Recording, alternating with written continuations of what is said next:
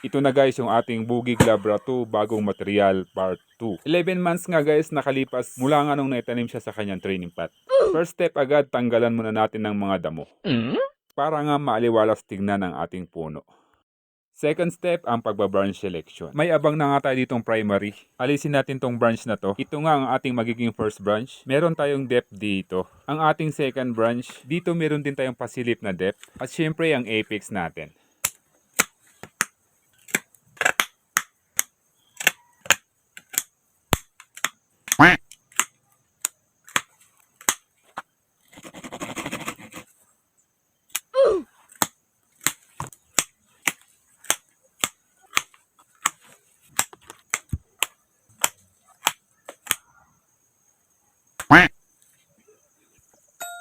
Yun, tapos ang ating defoliate at branch selection.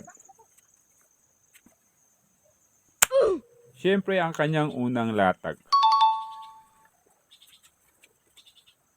Yan guys, sa wakas tapos na yung ating mga layout. Next naman, habang tinitrain natin ang kanyang mga branches, hindi nga natin pinutulan ang mga sangang na wirean. Bagkus ipinurma natin ito pataas. Nang sa gayon, hindi ma-stress ang ating mga sanga, tuloy-tuloy ang pagkain nila, tuloy-tuloy ang paglarga nila.